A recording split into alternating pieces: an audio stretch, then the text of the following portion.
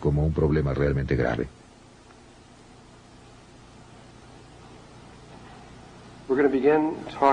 Vamos a comenzar a hablar acerca de otro tema, la historia del mundo y cómo se relaciona al tiempo presente. La situación que ocurrió y por la que nos encontramos en el mundo, que no se desarrolló por azar. Ocurrió cosas que necesitamos recordar. La mayoría de nosotros, no todos, pero vamos a ponerlo así, cuando menos muchos de nosotros estuvimos allí y tenemos esa memoria. Pero este no es el punto. Realmente solo necesitan saber exactamente qué ocurrió para tener una comprensión de cómo se llegó a esta situación. Esta historia, por supuesto, no la podrán encontrar en libros de historia, porque los libros solo abarcan 6.000 años y necesitamos retroceder como 450.000 años para el comienzo de todo esto. Las historias que les voy a contar son una combinación. Originalmente esto se dio por primera vez hace 8 años. Eran nada más las historias, como las dio Todd. Cuando Todd se fue hace un par de años, supe de Zecharia Sitchin y leí sus trabajos, y hallé que sus trabajos y los de Todd se complementaban casi perfectamente. Simplemente no podía ser una coincidencia. Era asombroso lo cerca que estaban el uno del otro. Y muchas cosas de las que Todd mencionaba, como que hubo gigantes en la Tierra, y no explicaba quiénes eran, aquí sí estaban explicadas.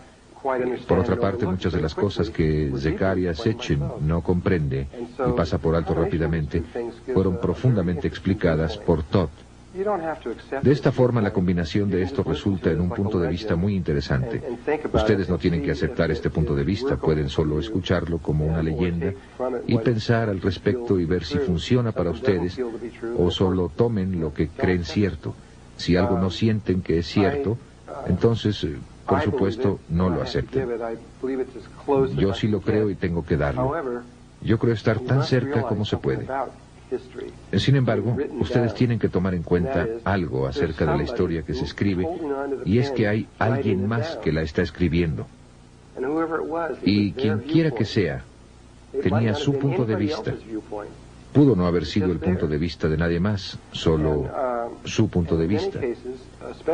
Y en muchos casos, especialmente en los últimos miles de años, en los últimos 6.000, fue el punto de vista de los ganadores de las guerras. El que ganaba la guerra decía, esto fue lo que pasó, y los perdedores no podían agregar nada. Y pueden ustedes revisar cualquiera de las grandes guerras, especialmente la Segunda Guerra Mundial, que fue algo muy emotivo. Saben que si Hitler hubiera ganado la Segunda Guerra Mundial, nuestros libros de historia serían completamente diferentes. Tendrían un conjunto de hechos totalmente distintos a los que estaríamos examinando, y nosotros seríamos los malos, y ellos tendrían muy buenas razones para matar judíos, etcétera, y todo lo demás. Y ustedes saben, se leería de manera totalmente distinta. Pero nosotros ganamos, así que lo pusimos de acuerdo a nosotros. Pues bien, todo ha sido así siempre, y nadie habla de eso. Y sin embargo resulta tan obvio. Hasta Todd está muy consciente de esto y dice, les estoy dando mi punto de vista. Lo he visto suceder, pero solo soy una persona. Y esto es lo que creo verdad. Pero deben pensar que otra gente puede tener un punto de vista diferente. Incluso él no dice, esto es así, tómenlo, déjenlo. Ustedes saben, hay diferentes puntos de vista respecto a todo esto. Una vez hecha esta advertencia, procederemos de esta manera. Voy a regresar. Voy a comenzar primero con el trabajo de Zecharia Sitchin. ¿Quién ha leído su trabajo o parte de él? Solo 4, 5, 6, 7 personas. El resto de ustedes van a recibir un gran regalo aquí si desean saber acerca de esta persona. Verán, Por mucho tiempo en la Biblia se habló de muchas ciudades como Babilonia, etcétera, todas esas ciudades, y se pensó que era solo un mito, porque nadie pudo hallarlas, nadie sabía dónde estaban, ni siquiera había la más ligera señal de que hubieran existido. Y finalmente encontraron una que condujo a otra, que a su vez condujo a otra y a su vez condujo a otra. Se encontró que 7 u 8 o 9 de ellas estaban en el sur de Irak, que no era un desierto como lo es ahora, sino que fue una selva tropical, era un lugar totalmente distinto. Todas esas ciudades han sido encontradas ahora, han sido encontradas en los últimos 100 años, y la mayor parte en tiempos más recientes, y han excavado estas ciudades en capas, y han sacado estas tablillas de barro redondas. Y en estas tablillas está escrita la historia de la Tierra. Y lo escrito en esas tablillas, no solo Zecharia Sitchin, hay muchas personas que saben leerlas, se llaman signos cuneiformes, creo que así se dice. Mucha gente sabe leerlas y están traduciéndolas, y está cambiando el punto de vista del mundo, de lo que pensamos que es verdad. No solo cubre lo que John Anthony West está haciendo con la Esfinge, sino que estas tablillas están haciendo algo similar. Ustedes saben, siempre debemos creer a las fuentes más antiguas de algo que a alguien que está más lejos. Y estos son los escritos más antiguos que tenemos. Y están hablando de algo que nos es muy difícil creer. Es tan extravagante en tantos niveles que los científicos tienen muchas dificultades en aceptarlo. Por otro lado, si fuera algo no tan extravagante, lo habríamos aceptado inmediatamente, porque la fuente es tan antigua.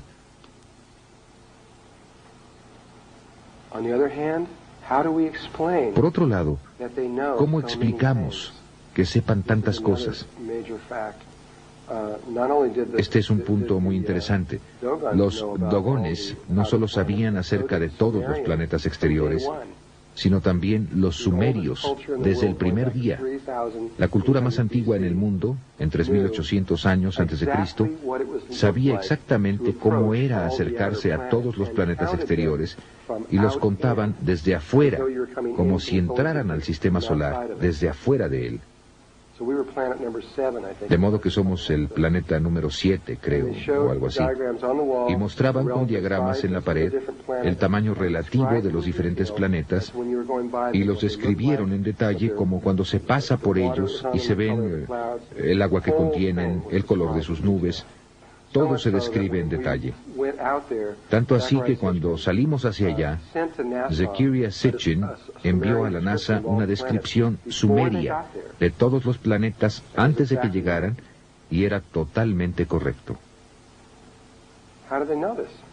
¿Cómo lo supieron? Conocían la precesión de los equinoccios desde el primer día. Sabían que la Tierra estaba inclinada sobre su eje 23 grados y que rotaba en un círculo que tomaba 25.920 años aproximadamente. Esto es muy difícil de comprender, especialmente para un científico, cuando tarda, calculado astronómicamente, 2.160 años de observación continua del cielo para saber siquiera que la Tierra está en un bamboleo. Un lapso mínimo de tiempo, 2.160 años. Y ellos lo sabían desde el primer día. ¿Cómo supieron eso? Hay tanta evidencia extraordinaria en esas tablillas de barro que no está siendo absorbida rápidamente debido a que es tan extraordinaria.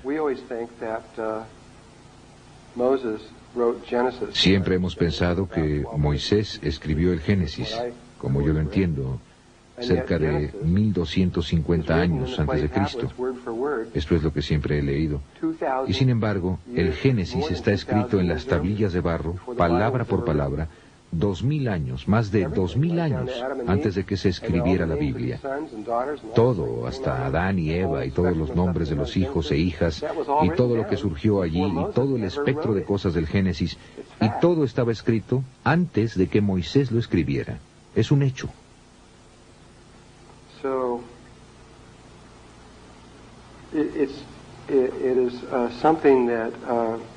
Así que es algo que, quiero decir, puedo comprender que se mueven tan lentamente al respecto porque es algo profundo. Pero más profundo que todo eso es la historia que los sumerios cuentan. Están hablando de un tiempo tan antiguo. Comienzan como por... Creo que la historia comienza hace varios miles de millones de años, cuando la Tierra no estaba aún formada. De hecho, la Tierra estaba formada, pero de acuerdo a ellos, no era la Tierra como ahora la conocemos, sino que era un gran planeta llamado Tiamat. Y Tiamat tenía una gran luna que estaba destinada a convertirse en planeta, de acuerdo a los registros sumerios. Y había otro planeta en nuestro sistema solar que no conocíamos, según ellos. A este planeta, los babilonios lo llamaban Marduk, y de alguna manera quedaba allí. Pero ¿cuál es el otro nombre? Nebaru. Este fue el nombre sumerio para este planeta. Era un planeta enorme que iba en retrogrado con el resto de los planetas. Todo el resto de los planetas están en este plano, moviéndose de esta manera, y este va en otra dirección. Pasa por la órbita de Marte y Júpiter. Y si el Sol estaba así, este es el Sol. Y si el Sol estuviera aquí, y tenemos a Mercurio, Venus, Tierra, Marte, Júpiter, se están moviendo así, en contra de las manecillas del reloj, de esta manera, y este entraba así, y era enorme, y se movía entre Marte y Júpiter, mientras que el resto de ellos iban así, este venía en dirección opuesta.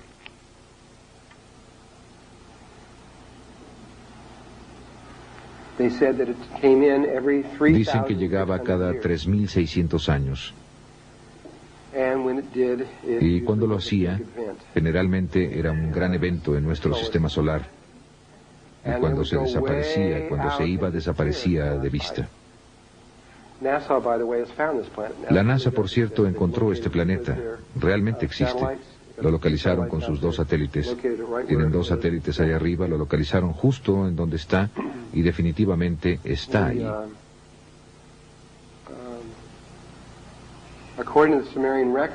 De acuerdo con los registros sumerios, hace mucho tiempo había otro planeta en donde la Tierra está ahora. Realmente estaba entre Marte y Júpiter en aquel entonces, y era Tiamat.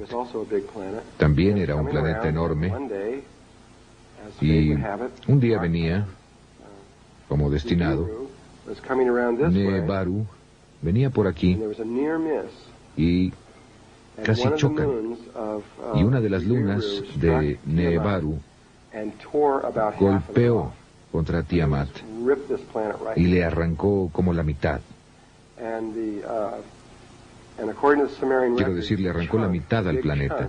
Y de acuerdo con los registros sumerios, el gran pedazo, junto con la luna mayor, se quedaron despegados y se pusieron en órbita entre Venus y Marte y se convirtieron en la Tierra. Y el otro pedazo se quebró en millones de piezas y se convirtió en lo que los registros sumerios llaman la pulsera martillada, que es el cinturón de asteroides entre Marte y Júpiter, la que mucha gente ha tratado de explicar como otro planeta por la cantidad de materia que hay por allí. Pero de acuerdo con los antiguos registros, realmente era parte de la Tierra en un tiempo. Y esto es lo lejos que van los registros sumerios. Pasando por todo, hablan de toda clase de cosas, aquí hasta que comienzan en un punto a hablar sobre Nebaru, que está habitada por seres conscientes, llamados Nefilim. Este es su nombre. Y que los Nefilim son muy altos. Las mujeres miden de 3 a 4 metros y los hombres como de 4 a 5 metros. Y viven vidas extremadamente largas. No son inmortales, pero viven como 360.000 años en una vida, de acuerdo con los registros sumerios. Y luego mueren.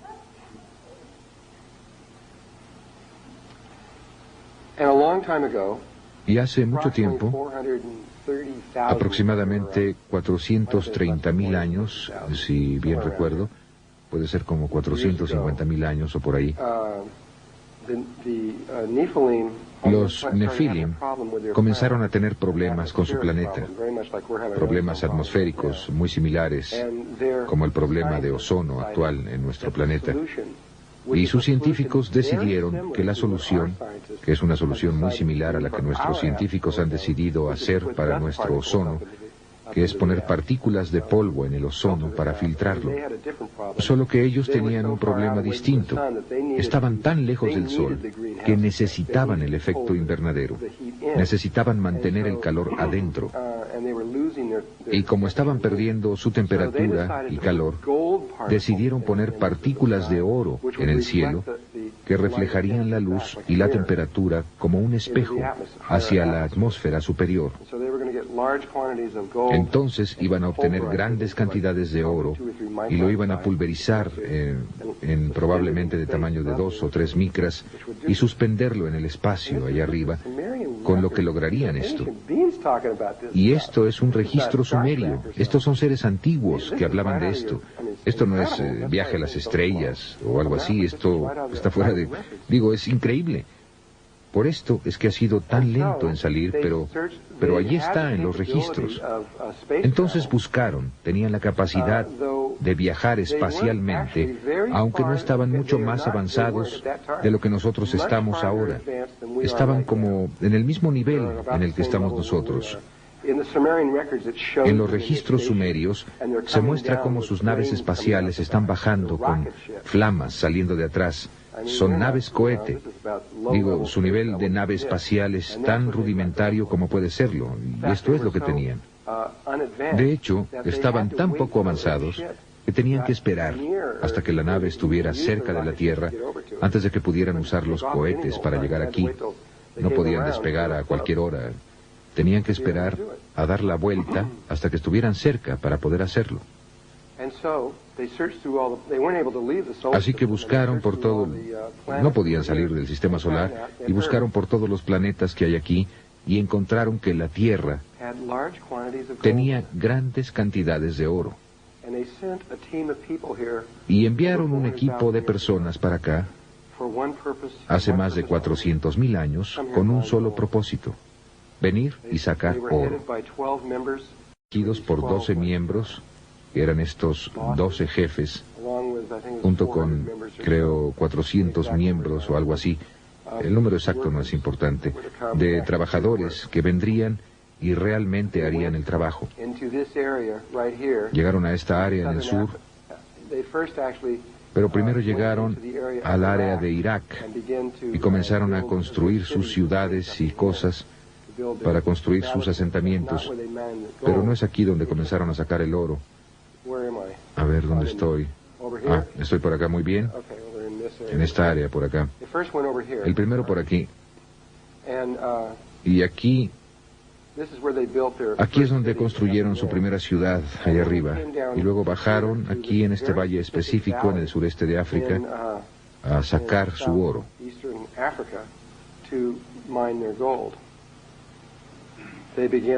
Comenzaron este proceso, estas 400 gentes fueron allá. Había una persona que pusieron aquí, uno de los 12 que nunca el que nunca recuerdo su nombre, tal vez lo recuerde, y era el jefe principal allí. Bueno, el resto de ellos se quedaron en la otra parte.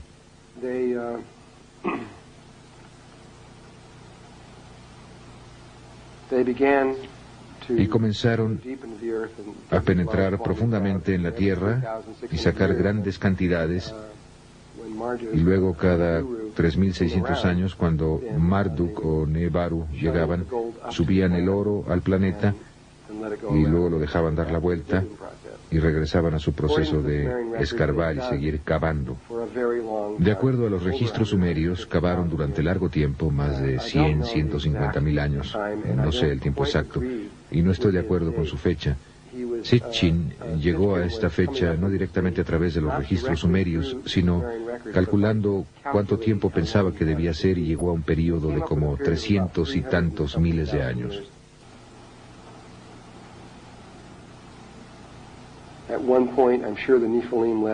En cierto momento estoy seguro de que los Nefilim dejaron todo y a todos los esclavos, al menos hace alrededor de 20.000 años, ya que ahí los estaban encontrando, tal vez aún más tarde, los dejaron ir a todos. Entonces los huesos que se encontraron de estas gentes serían idénticos a estos huesos. La única diferencia es que ellos no podían tener hijos. Esa es la única diferencia entre ellos. Entonces, de acuerdo con Todd, lo que pasó después de esto fue que cuando esta isla se hundió, otra configuración surgió en el Océano Pacífico. Y las gentes de aquí, no de aquí, sino de aquí arriba, fueron llevados o de alguna manera tirados a esta isla. Él nunca me explicó eso. Y de Lemuria no era exactamente así, pero de cierta manera se parece mucho. Iba desde las islas hawaianas hasta la isla de Pascua. Y no era una masa sólida como esta aquí o aquí, sino que era una serie de miles y miles de islas que estaban ligadas muy estrechamente. Algunas eran grandes, algunas pequeñas, y hay que poner muchas más ahí, pero era como un continente que apenas salía del agua. Era un continente de agua. Y ellos fueron traídos aquí, y se les permitió desarrollarse por sí solos, sin que interfirieran los Nefilim, hasta donde yo sé. Quizás esto que dije no sea cierto, tal vez. Permanecimos ahí alrededor de 65 o 70.000 años en Lemuria. Mientras estuvimos en Lemuria, todo marchaba estupendamente. Realmente casi no teníamos problemas, apenas los teníamos. Estábamos acelerando a través de trayectorias evolutivas, íbamos avanzando muy bien, realizamos una tremenda cantidad de experimentos en nosotros mismos. Estábamos cambiando nuestra estructura ósea, trabajando mucho en la base de nuestra columna vertebral, trabajando en el tamaño y la forma de nuestro cráneo. Estábamos haciendo todo tipo de cambios. Éramos muy, lo que ustedes llamarían de cerebro derecho, éramos femeninos. Un ciclo evolutivo tiene que decidir si va a ser masculino o femenino. Igual que ustedes cuando vienen aquí, tienen que tomar una decisión. Y nos estábamos volviendo femeninos, nuestra raza se estaba volviendo femenina, y nosotros éramos, para cuando Lemuria se hundió, equivalíamos aproximadamente a una niña de 12 años. No voy a mencionar muchas de las cosas que él dijo. Realmente no es importante, no muy importante. Los restos de esto, bueno, en primer lugar, el hecho de que esto estaba ahí quedó muy bien establecido desde 1910.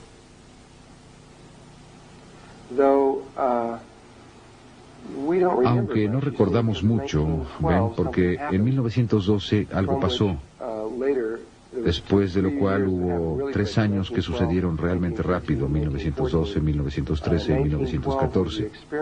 En 1912 se llevaron a cabo los experimentos que fueron similares a los experimentos como el de Filadelfia, de los que hablaremos posteriormente.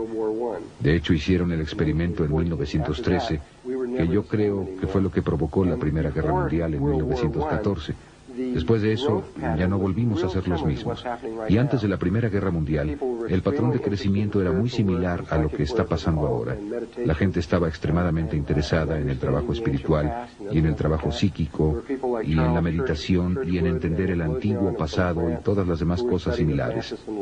Había personas como Charles Churchward y Le Bussian de Francia que estaban estudiando la Atlántida y Lemuria, y había muchas cosas muy similares que estaban pasando. Llegó la Primera Guerra Mundial y nos dormimos y no despertamos hasta los 60. Y empezamos a despertar otra vez. Pero las pruebas que tenían en 1910 eran muy extraordinarias de que este continente estaba ahí y tenían que ver con el coral. El coral solo puede crecer 50 metros debajo de la superficie del agua. Y encontraron, frente a la costa de América del Sur, en el área de la isla de Pascua, que probablemente en aquel entonces estaba mucho más elevada. Y a propósito, el fondo del océano se eleva y cae frecuentemente. Tal vez no lo sepan, pero el océano Atlántico se elevó más de 3 kilómetros hace poco, en 1969, en enero de 1970. Y esto lo pueden consultar en la revista Life, que el fondo... En diciembre de 1969, el fondo del océano frente a la costa, frente a donde, en el área de las Bermudas, frente a esto, todas estas islas empezaron a subir. Muchas de ellas, 30, 40, 50 islas, salieron a la superficie. Algunas todavía están ahí. La mayoría se volvió a hundir. Y ese fondo había estado a una profundidad de más de 3 kilómetros antes de esa fecha. Entonces, también cuando leemos a Platón, y él describe a la Atlántida, y ellos hablan acerca de sus naves, y no es tan solo la Atlántida, sino toda el área más allá del estrecho de Gibraltar, saliendo del Mediterráneo. Ellos tenían muchos problemas para ir a ciertas áreas en el océano, porque el agua solo tenía de 3 a 5 metros de profundidad, y a veces incluso menos que eso. Y chocaban con lodo y tenían que ser muy cuidadosos al entrar a esa área. Y ahora está muy profundo. Las cosas cambian mucho. De todas formas, en 1910, sospecho que esta área estaba más alta porque podían ver estos anillos de coral por toda la superficie del fondo oceánico al irse alejando de la isla de Pascua. Y midieron los anillos de coral. ¿Cómo? No lo sé. O tal vez lo calcularon. Pero fueron calculados o medidos a una profundidad de 600 metros. Esto quería decir que originalmente los anillos de coral tenían islas en el centro, porque los anillos tenían que estar en la superficie. Y si estaban a 600 metros de profundidad, eso quiere decir que, debido a que solo pueden crecer hasta los 50 metros, se hundieron muy lentamente. Bien podían ver que estos anillos de coral continuaban a la distancia y sabían que tenía que haber muchas islas en esa dirección. Al mismo tiempo, con esta poca información, si estudiamos la fauna y la flora proveniente de las islas hawaianas, hay toda una serie de islas que se mueven a lo largo de un arco como este, que corre por aquí hasta llegar a la isla de Pascua. Estas islas están separadas por largas distancias, pero si ven un mapa, verán este largo cordón. Eran las costas occidentales de Lemuria hace mucho tiempo, todas ellas, incluyendo las islas de Tahití, Tereina, todas estas diferentes islas así. Pero lo que es interesante acerca de este cordón de islas, en ninguna de estas otras islas, solo en este cordón, es que todas las islas, todas tienen exactamente la misma fauna y flora. Tienen los mismos árboles, las mismas aves, las mismas abejas, los mismos insectos, las mismas bacterias, todo. Ya dice que se interesaron, ¿verdad? Solo para ayudar. Esos registros, los registros sumerios, tan solo son los registros más antiguos en el planeta y tienen 5.800 años de antigüedad. Pero los registros están hablando acerca de cosas que sucedieron hace 400 y pico de miles de años. Vamos a completar la vuelta al círculo aquí y explicar cómo obtuvieron esa información. No, las tablillas solo tienen 5.800 años. Hablando acerca de cosas, son los registros escritos más antiguos que hablan acerca de cosas que se remontan hace 450.000 años. Antes de ese, nos estamos remontando aproximadamente al principio de nuestra raza. Incluso si están hablando científicamente o a través de Thoth, tenemos aproximadamente 200.000 años de edad. Depende de con quién hablen. Ese es más o menos el tiempo que hemos estado en el planeta. La más antigua es aproximadamente 250.000. Sitchin dice que nos remontamos más atrás de eso, tal vez 300.000 años más o menos, pero los registros no dicen eso. Y Thoth no dice eso, ni tampoco los Melquisedecs. Solo tenemos un poco más de 200.000 años. Hubo civilizaciones en la Tierra mucho antes de este ciclo y mucho antes de que los Nefilim estuvieran aquí, que eran mucho más avanzadas que tanto tú, yo y los Nefilim. Y se fueron sin dejar huella. Cuando entiendan de qué se trata todo este asunto, van a entender por qué no queda nada cuando ellos se van. Sí, bueno, es el pasado del planeta. Es parte de quiénes somos, en cierta forma. Nosotros tenemos acceso a toda esa información. Saben, hay un componente en nosotros que tiene registrado todo eso, en cada uno de nosotros. Aunque no es... Bueno, realmente sí es. Iba a decir que no es fácilmente accesible. Realmente es fácilmente accesible. Simplemente no lo sabemos. De cualquier modo, esto empezó a desarrollarse muy saludablemente. Todo estaba marchando de maravilla. Más o menos 1000 años antes de que Lemuria se hundiera, y también se hundió, con excepción de esas islas exteriores, ahí había dos personas. Sus nombres eran Ai y Tia. Y dentro de poco les voy a mostrar un retrato de Tia. Ella era... Nosotros también éramos de piel muy oscura en aquel entonces. Y ella y su esposo hicieron algo que nadie más había hecho antes, al menos en nuestro ciclo de vida, en nuestra trayectoria evolutiva. Ellos habían descubierto que si hacen el amor de una cierta manera, así como hay una cierta manera para respirar, que hace algo diferente, bueno, hay una forma diferente de tantra que crea un tipo diferente de bebé, y del resultado de ese tipo diferente de nacimiento, los tres se volvieron seres inmortales. En otras palabras, al tener un bebé de cierta manera, la experiencia los cambia para siempre. Y ellos sospechaban que eso era cierto. Estoy seguro por la experiencia. Y luego, conforme pasó el tiempo y todos los demás empezaron a morir, y ellos simplemente seguían ahí, y después de un largo periodo de tiempo, ellos seguían estando ahí. La gente empezó a darse cuenta de que ellos realmente tenían algo. Finalmente, establecieron una escuela, fue la primera escuela de misterio, hasta donde yo sé, de la Tierra de este ciclo. Se llamaba Naacal, N-A-A-C-A-L, o N-A-A-Cal, depende de cómo lo quieran pronunciar.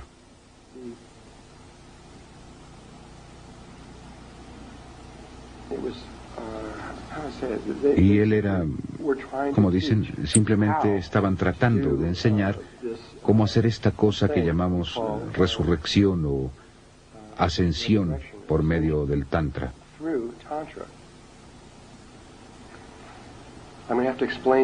Voy a tener que explicar eso en detalle en el momento adecuado. Ahora tenemos mucho camino que recorrer antes de que podamos llegar al punto para entender exactamente lo que ellos estaban haciendo. Pero de todos modos, hicieron esto y entonces le empezaron a enseñar a otras personas. Antes de que Lemuria se hundiera, tenían aproximadamente, eran más o menos 1000 personas. Entonces eran aproximadamente 333 familias de 3 miembros cada una que podían entender lo que estaban haciendo y lo demostraron. También podían hacer el amor de esta forma no común. En realidad no se tocaban entre sí, ni siquiera necesitaban estar en el mismo cuarto. Era hacer el amor interdimensionalmente, eso es lo que era. Creo que para cuando terminemos van a tener una muy buena idea acerca de eso. Tal vez. No, that one's free. No, eso es gratis. No. So, Entonces, they learned how to do that. ellos aprenden cómo hacer eso. Created this race, and it was Crearon getting to esta be raza almost to the place y where estaba if they casi were to keep llegando al going, punto they were a getting partir it. del cual, And in si hubieran another, continuado, probably a few lo estaban thousand logrando years, y they probablemente en were unos probably cuantos about the whole miles de años más, race. But God evidently probablemente said, hubieran "No, abarcado a toda la raza. Pero evidentemente Dios dijo, no, ahora no es el momento. Y apenas acababan de empezar, Lemuria se hundió. Ahora, como dije, Lemuria era femenina y ellos eran muy psíquicos y sabían que Lemuria se iba a hundir mucho tiempo antes de que se hundiera. Así como nosotros sabemos que América se va a hundir en ciertos lugares mucho tiempo antes de que se hunda, solo que tenemos mucha materia del cerebro izquierdo en nosotros también, de tal manera que no tenemos ese tipo de certeza absoluta. Al menos la mayoría de la gente no la tiene, pero la tenían los de aquel entonces. Sabían con certeza absoluta, ni siquiera era cuestión de discusión si se iba a hundir. Sabían exactamente cuándo se iba a hundir. Se prepararon con mucho tiempo de anticipación, sacaron todos sus artefactos y todo, trajeron la mayoría de las cosas al lago Titicaca, el gran disco de oro, y todo fue llevado ahí, y sacaron todas esas cosas. Sacaron todo, y cuando finalmente Lemuria se hundió, ya estaban totalmente fuera de la isla, y estaban asentados principalmente en el lago Titicaca, a través de América Central y de México, llegando hacia el norte hasta el monte Shasta. Los dos límites exteriores eran el monte Shasta y el lago Titicaca, y todo lo que quedaba entre ellos y toda la cultura se fue hacia esa área. Cuando esto se hundió, al mismo tiempo, aunque sé que esto no concuerda con las ideas de otras personas acerca de esto es lo que Todd dice, que esto y la Atlántida fueron acontecimientos similares. Se efectuó otro desplazamiento en el eje. Esto se hundió, y por acá, en esta sección, justo aquí, estaba un continente bastante grande que se llamaba Atlántida. Eran 10 islas, y toda esta sección de los Estados Unidos, aquí arriba y toda esta parte aquí abajo, todo esto en el sur, Florida, Luisiana, Alabama, Georgia, Carolina del Norte, allá arriba, partes de Texas y todo eso, no estaba ahí, estaba bajo el agua. Y la Atlántida era esta isla. No sé si era tan grande o no, pero era bastante grande. Eran 10 islas, si contaban las islas. Esta hay una en el norte, una en el este, una al sur y 6 al oeste, que de hecho entraban a los cayos de Florida, pero los cayos de Florida estaban bajo el agua, ahí no había nada.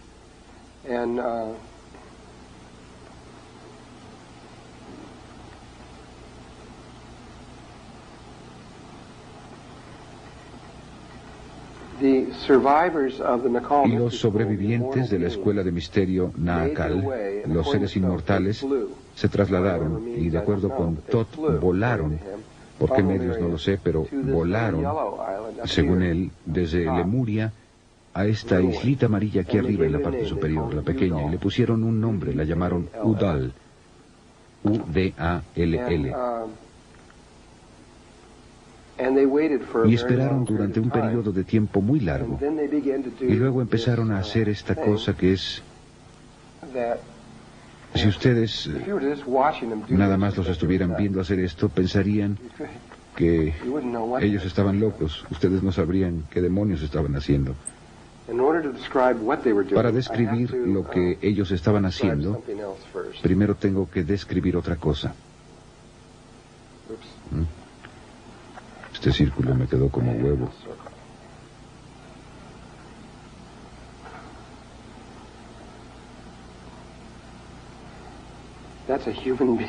Ese es un ser humano desde la cabeza viendo hacia abajo. Ahí está la nariz. Y es calvo.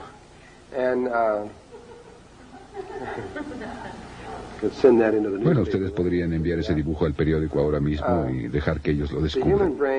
El cerebro humano está dividido en estos dos componentes, lado izquierdo y derecho. El hemisferio izquierdo es masculino y el derecho es femenino. El cerebro se vuelve a dividir por medio de esta otra delgada división en estos 4 glóbulos, así. Y el cuerpo calloso es lo que une a las dos partes. La naturaleza de estas dos es que si ustedes tuvieran esta palabra en inglés escrita love, amor, escrita en el frontal, este es el componente masculino. El componente masculino ve todo de una manera absolutamente lógica. Así es, podrían decir ustedes. Pero la mujer ve la imagen especular de la palabra.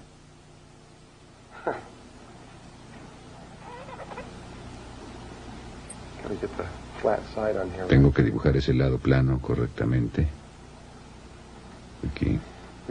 Ahí está la palabra. La mujer ve eso. Entonces, cuando el hombre ve su lógica, la lógica de ella dice, aquí no hay lógica. Y ella lo ve y dice, es demasiado lógico.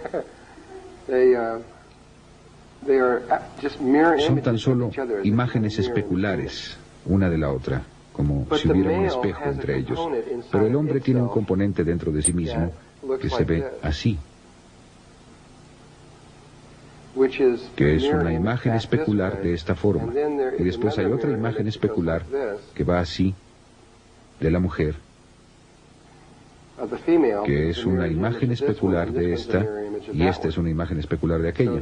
Entonces es como si hubiera 4 espejos, cada uno reflejando al otro en estas 4 formas posibles.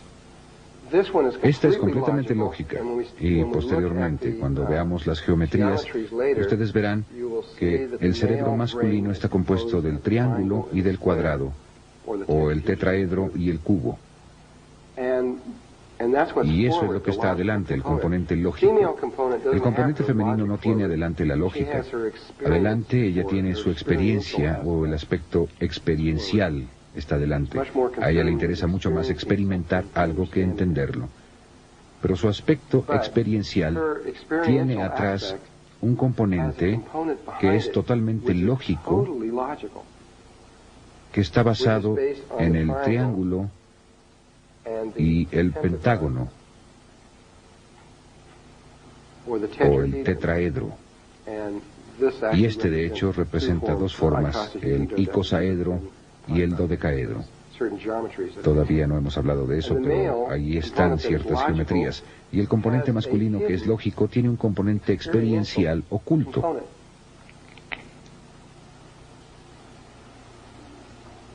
Entonces, esto también es como una imagen especular de atrás hacia adelante de esta forma. Así es como estamos hechos, de acuerdo con Todd. Él es quien me dio este concepto e idea. Y hay un camino que atraviesa de esta manera de lógica, y un camino entre lo masculino y lo femenino que va de esta manera de experiencia. Entonces, esta isla de Udall, aquí arriba, aquí está esta isla. Lo que hicieron fue que cuando aterrizaron en esta isla, lo primero que hicieron es que construyeron un muro por la mitad de 14 metros de altura, 6.5 metros de ancho, y dividía a la isla. Había que entrar al agua para llegar al otro lado. Era literalmente, no había forma de llegar de un lado al otro. Y después hicieron un muro más pequeño que pasaba por aquí. La dividía en estos 4 lóbulos.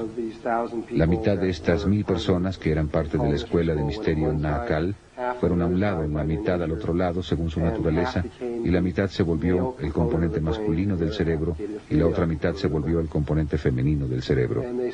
Y pasaron ahí muchos miles de años desarrollando esto. Seleccionaron a 3 personas, y el papá de Todd fue una de estas. Se llamaba Todd Mess, y él y otras 2 personas se convirtieron en el cuerpo calloso, la parte que une entre sí a los hemisferios izquierdo y derecho. Y ellos eran las únicas 3 personas a las que se les permitía ir a cualquier parte de la isla. Aparte de eso, tenían que permanecer completamente separados unos de otros. Y empezaron a establecer, alinearon sus energías y sus pensamientos y sus sentimientos y todo con un cerebro humano.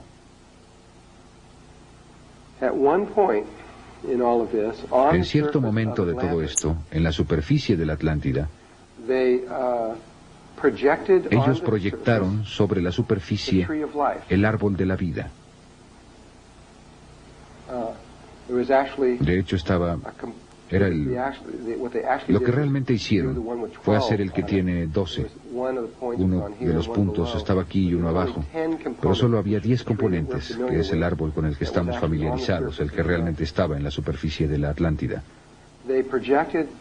Ellos proyectaron este árbol, aunque se extendía a lo largo de cientos de kilómetros sobre la superficie de esta tierra. La exactitud, de acuerdo con Todd, era la exactitud de un átomo. Entonces, los puntos del árbol estaban con esa exactitud sobre cientos de kilómetros. Y en un punto en el cual, algo que no acabo de entender, pero todo lo que puedo hacer es decirlo, en un punto el cerebro de la Atlántida insufló la vida en el árbol de la vida, en la superficie de la Atlántida, lo que hizo que estos vértices de energía empezaran a girar y salir de la Tierra. Entonces, en la superficie principal de la Atlántida, tenían el árbol. Algo más o menos así.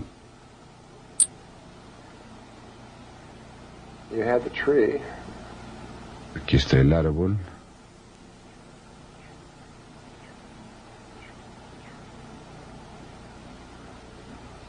Sí, así más o menos. Estaba sobre la superficie, aquí con estas líneas dentro de él, y estos vértices empezaron a girar saliendo de él. Entonces, tenían un vértice giratorio saliendo de cada una de estas cosas.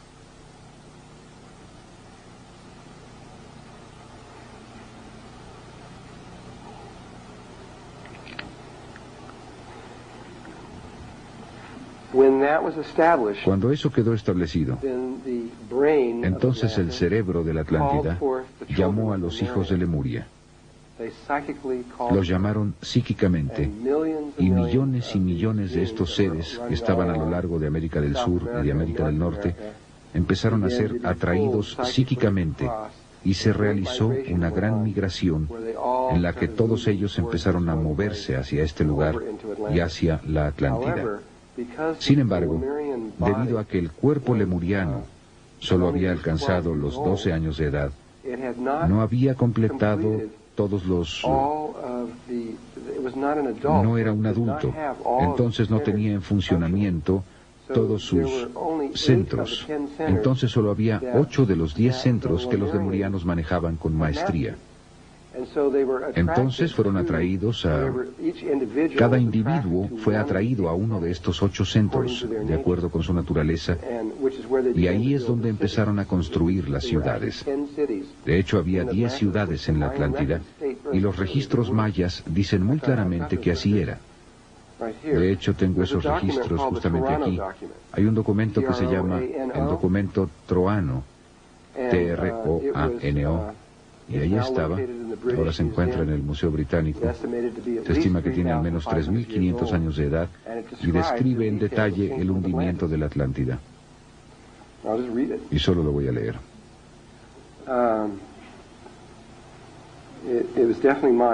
Definitivamente era maya. Contiene una narración auténtica del cataclismo. Esto es de acuerdo con Le Bussien. Y está... Sí, dije que estaba en el Museo Británico, ¿verdad?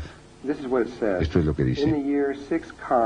En los años 6 con, en el 11º molusco, en el mes Sac, hubo unos temblores terribles que continuaron sin interrupción en el 13º Chin. El país de los cerros de lodo, la tierra de Mu, fue sacrificada, sufriendo un doble cataclismo. Repentinamente desapareció durante una noche. La cuenca era agitada continuamente por fuerzas volcánicas. Debido a que estaban confinadas, estas hicieron que la tierra se hundiera y elevara varias veces y en varios lugares. Por fin la superficie cedió y 10 países fueron desgarrados y dispersados. Incapaces de resistir las fuerzas de las convulsiones, se hundieron con sus 64 millones de habitantes.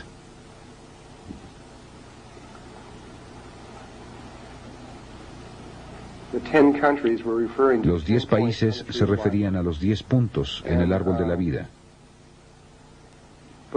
Pero cuando ellos, y a propósito, cuando vean este documento, muestra esta ciudad muy moderna, una ciudad extremadamente sofisticada, con volcanes haciendo erupción dentro de ella, y a todo su alrededor, y pirámides y todas estas cosas siendo destruidas, y la gente subiendo en botes y tratando de escapar.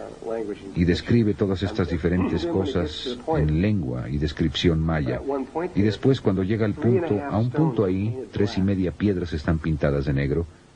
Más tarde describiremos lo que es eso. Se refiere al momento cuando entramos en lo que en nuestros días se llama zona electromagnéticamente nula. Es el desplazamiento desde cuando los polos se desplazan. Este fenómeno se presenta y entraremos en mucho detalle acerca de esto, donde durante 3 días y medio estaremos en la oscuridad. Pero ese periodo de tiempo en realidad podría ser entre 2 y medio hasta un poco más de 4 días. Podría durar cualquier tiempo en ese periodo y normalmente está entre 3 y 3 y medio días. Y el último evidentemente duró 3 y medio días. Es más que solo oscuridad, es la nada, está vacío, es fuera de aquí.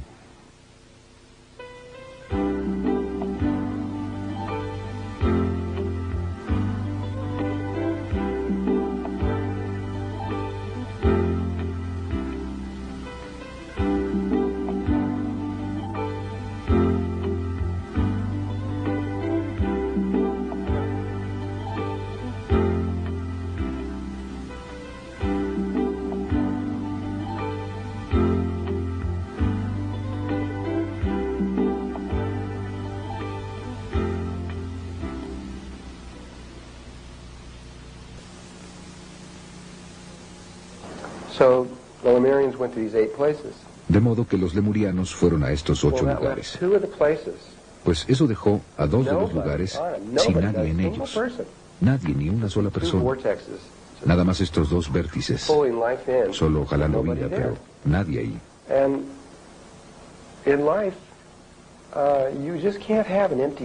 Y en la vida no puede tenerse un lugar vacío. La vida simplemente lo llena, lo hará, encontrará la forma.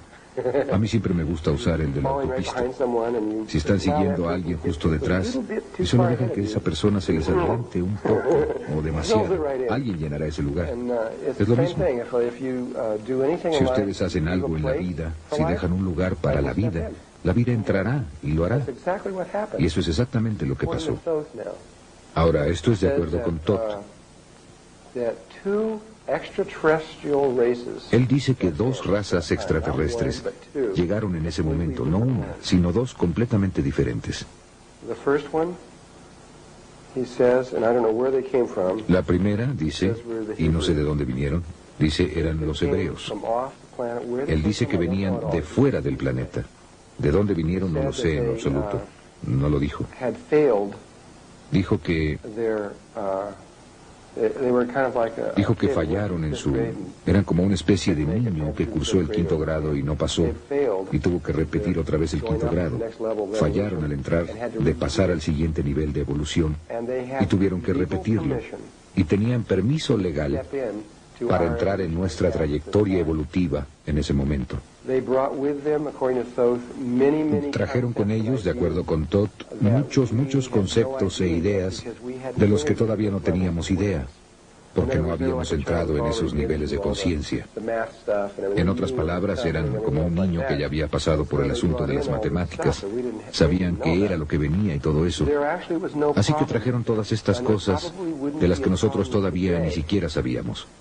Realmente no había problema con ellos, y probablemente no habría problema hoy. Probablemente no hubiera habido ningún problema en lo absoluto, excepto que la última raza que llegó es la que tenía el problema. Realmente no fuimos nosotros. Lo que se ha desarrollado, que está ahora como ha llegado al mundo, en la situación que se ha desarrollado en el mundo. Esta última raza, y esto va a sonar extraño, especialmente cuando estoy diciendo esto hace 8 años, era una raza de seres que llegaron de un planeta muy cercano llamado Marte.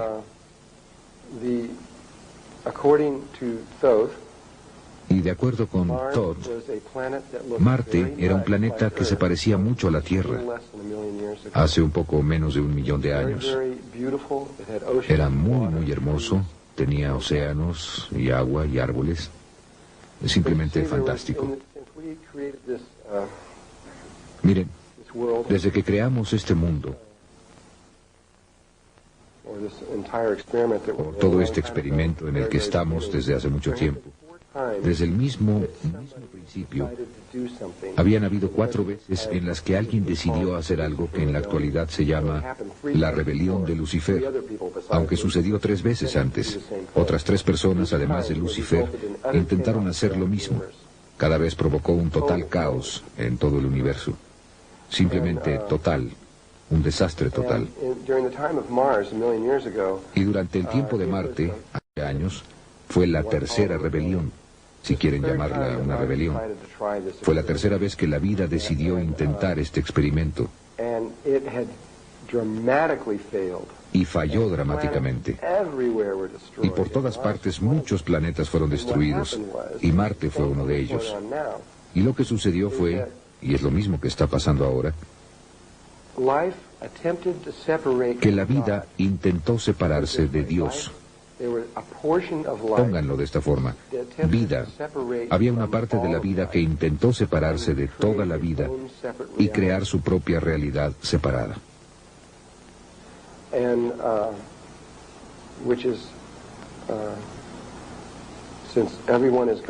Ya que todos son Dios, está bien. Ustedes pueden hacer eso. Simplemente jamás ha funcionado, eso es lo único. Pero sin embargo trataron de hacerlo otra vez. Y lo que sucede es que cuando alguien lo hace, ustedes cortan su conexión de amor con la realidad. Voy a explicar con más detalle la rebelión de Lucifer en el momento adecuado. Pero separaron la realidad y crearon esta realidad separada. Y al hacerlo cortaron el vínculo de amor. Desconectaron el cuerpo emocional. Y así se convirtieron en exclusivamente masculinos. Absoluta, totalmente nada femeninos en lo absoluto. Seres puramente lógicos, sin emociones. ¿Me entienden? Ninguna emoción. Como lo que es el Dr. Spock, ese tipo de cosas, solamente pura lógica. Y lo que hizo en Marte, y lo que hizo en muchos y muchos y muchos y miles de otros lugares, es que terminaron peleando todo el tiempo, y terminaron haciendo la guerra unos a otros todo el tiempo, porque no había compasión, no había amor, no había nada de eso. Y Marte se convirtió en este campo de batalla que simplemente continuó y continuó y continuó hasta que finalmente quedó muy claro que Marte no iba a sobrevivir. Finalmente volaron su atmósfera y destruyeron su planeta. Se perdió. Pero justo antes de que eso pasara, empezaron a hacer algo. Empezaron a construir estas enormes pirámides tetraédricas en Marte, de las que ustedes van a ver fotografías. Y entonces empezaron a construir estas pirámides de 3 lados, 4 lados y 5 lados.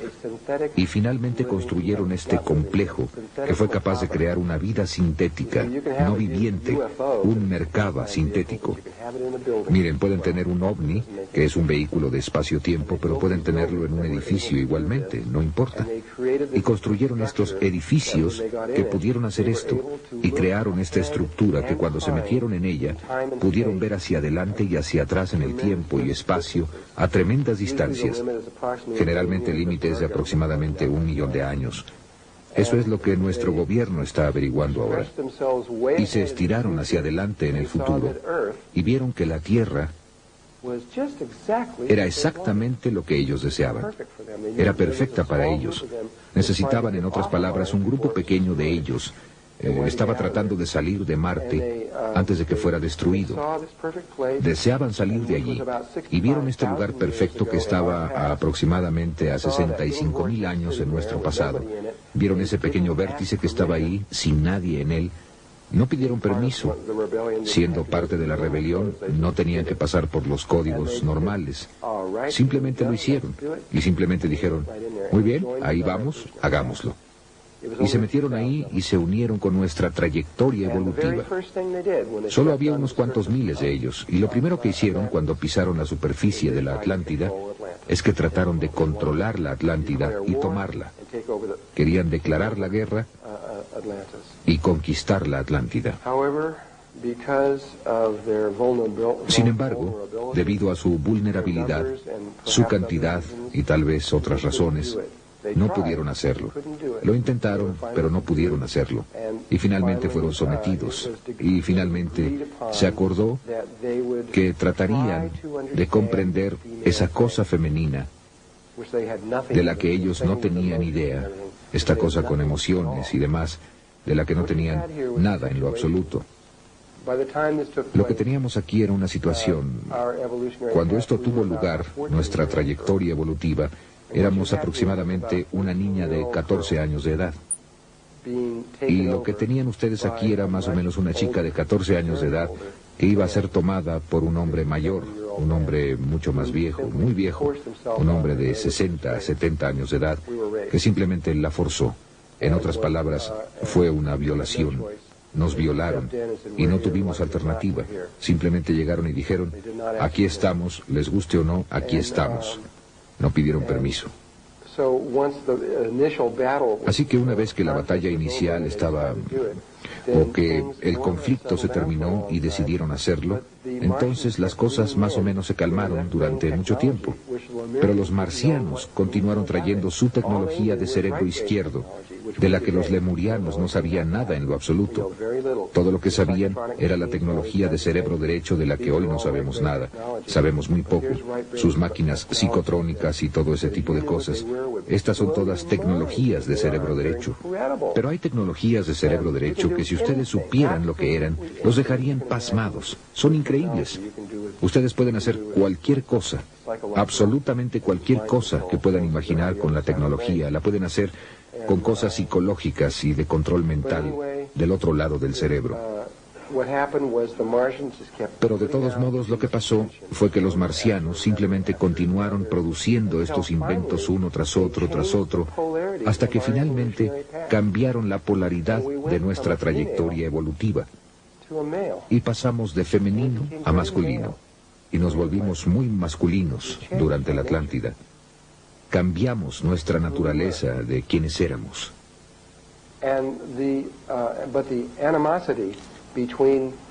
Pero la animadversión entre los marcianos y los lemurianos, y voy a poner a los hebreos junto con los lemurianos, la animadversión entre los marcianos y los lemurianos nunca cesó, sino hasta el mismo final. Se odiaban mutuamente. Y finalmente los marcianos tomaron más control de todo, muy lentamente, siguieron haciéndolo y haciéndolo, hasta que obtuvieron el control sin batallas. Tenían todo el dinero, todo el poder, todo. Y los lemurianos, el aspecto femenino, básicamente fue simplemente reprimido. Y no era una situación de amor, pongámoslo de esa forma. Era un matrimonio que por lo menos al componente femenino no le gustaba. Y realmente no creo que a los hombres realmente les importara si les gustaba o no.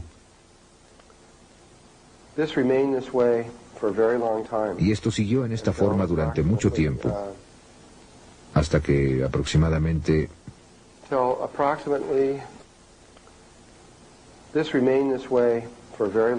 Y esto siguió en esta forma durante mucho tiempo, hasta que aproximadamente...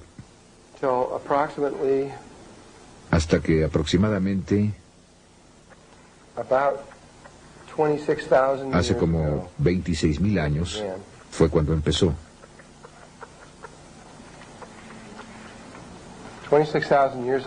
Hace 26.000 años tuvimos otro cambio de los polos del eje. Realmente fue pequeño, no fue mucho. Fue un pequeño cambio en la conciencia.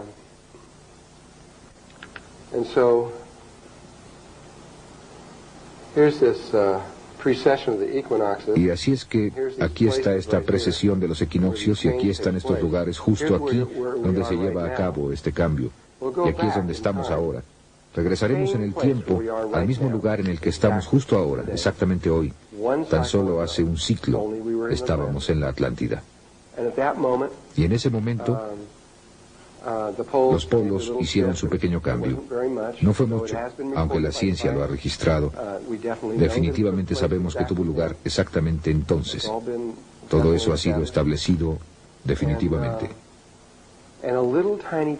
Y una pequeña pieza diminuta, no era así de grande, sino una pequeña pieza diminuta. Bueno, era grande, pero quiero decir, no era realmente grande. Probablemente era de la mitad del tamaño de Rhode Island o algo así. Cayó al océano y provocó una enorme cantidad de miedo en la Atlántida. Pues simplemente temor, porque pensaron que iban a perder todo el continente. Así que simplemente se quedaron como temblando en sus zapatos durante mucho tiempo. Y lentamente este temor empezó a ceder y lentamente pasaron 100 años y todavía tenían miedo. Se necesitaron 200 años para que el temor desapareciera y volverían a sentirse seguros. Y probablemente estaban por ahí, tal vez algo así, o quizá ni siquiera tan lejos, y finalmente se relajaron. Pero el recuerdo de eso aún estaba allí. Y después, de la nada, en una mancha que está aquí, de la nada, es una buena analogía para ahí aproximadamente, hace 16.000 años, aproximadamente, un cometa, otro de estos cometas. Últimamente hemos tenido muchos de ellos. Ustedes, amigos, no saben acerca de todos ellos porque la mayoría se han mantenido en secreto, pero ha habido muchos cometas que han estado entrando, causando una asombrosa cantidad de interés y temor a niveles gubernamentales. Este cometa entró y mientras todavía estaba lejos en el espacio, los habitantes de Atlántida tuvieron la capacidad para saberlo. Eran en cierta forma más avanzados de lo que estamos ahora tecnológicamente. Pudieron presenciar su llegada. No kilómetros más, sino mucho más de donde estamos ahora, de todas formas. Tenían sus tecnologías de cristal que eran realmente muy buenas. Vieron que llegaba este cometa y en Lemuria empezó a ocurrir un gran conflicto porque los marcianos, que realmente eran la minoría, aunque tenían el control, deseaban destruirlo. Iban a utilizar tecnología láser y simplemente destruir al intruso. Y eso era lo que deseaban hacer. Pero había un movimiento enorme entre el aspecto lemuriano para no hacer eso. El aspecto femenino era, esto es Dios y simplemente debemos permitir que esto pase y simplemente permitir que suceda. Simplemente déjenlo que choque con la Tierra. Eso es lo que se supone que debe pasar.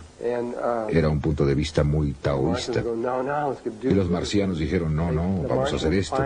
Y los marcianos finalmente acordaron permitir que esta cosa chocara con la Tierra. Y entró silbando en la atmósfera y por poco no chocó con la Atlántida y pegó hacia el oeste, al frente de la costa oeste de la Atlántida, en un lugar que ahora se conoce como Charleston, Carolina del Sur. Solo que estaba en el agua, aunque cuando esa cosa cayó, de ahí en adelante ya no hubo agua. Muy rápido simplemente la dispersó.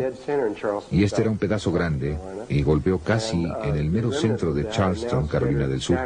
Y los restos de eso ahora están esparcidos sobre 4 estados. Así que la ciencia definitivamente ha determinado que sí cayó ahí, y eso fue hace 16.000 años. Y todavía está allí, todavía están recogiendo pedazos de eso por todas partes. Bueno, ese cometa causó mucha de la destrucción de la Atlántida.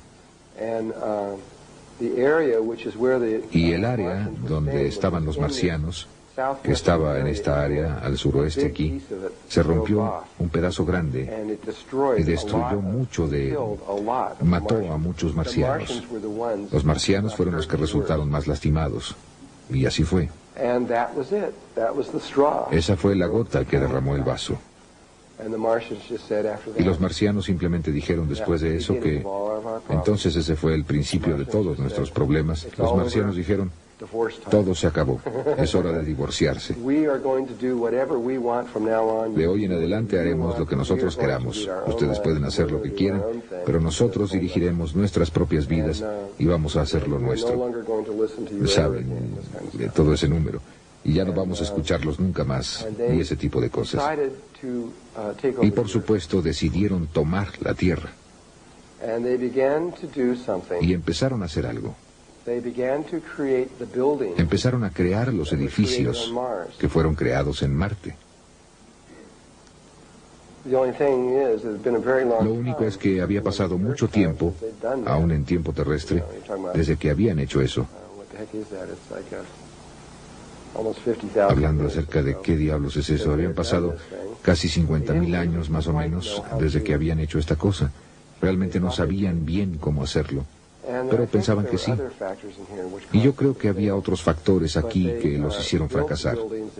Pero construyeron los edificios, prepararon todo, e iban a crear otro Merkaba sintético, que si lo hubieran hecho y si hubieran podido controlarlo, habrían controlado el planeta sin problemas.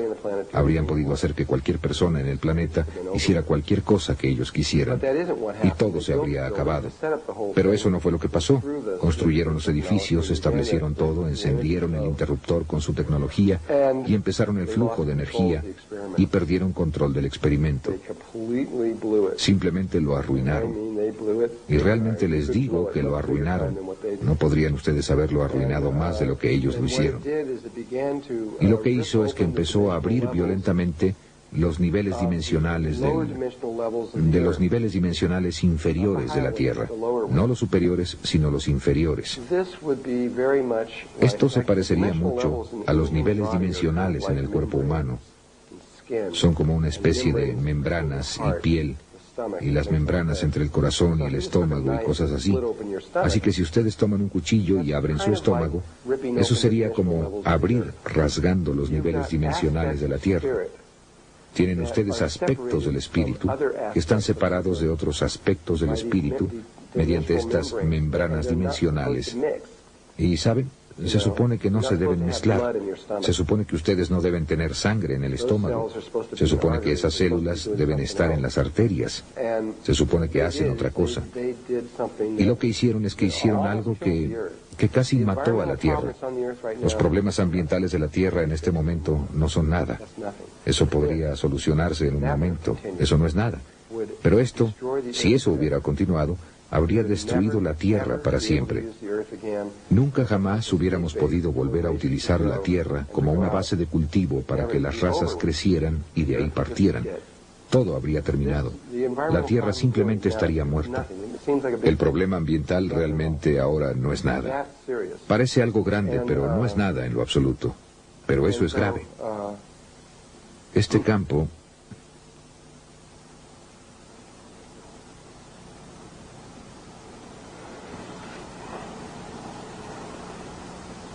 los 1.600 de ellos, hasta ese entonces creo, hicieron todo lo que pudieron intentar para tratar de aliviar la situación.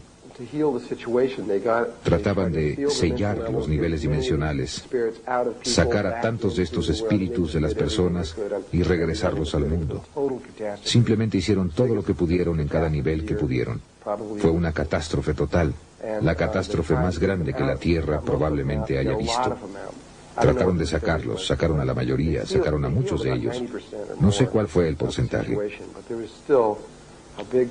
Aliviaron aproximadamente 90% o más de la situación, pero todavía había una parte grande aquí, y la gente todavía encontraba a muchos de estos seres extraños dentro de ellos.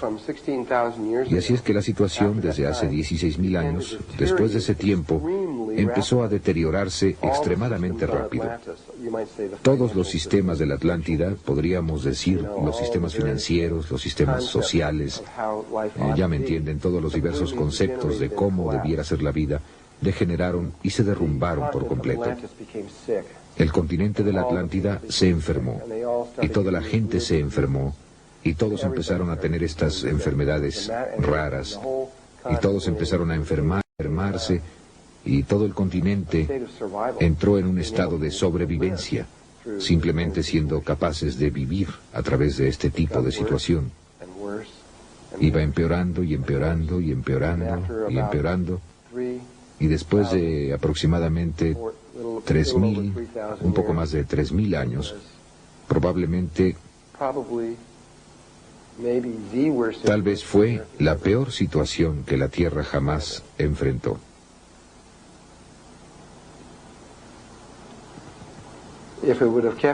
Fue horrible.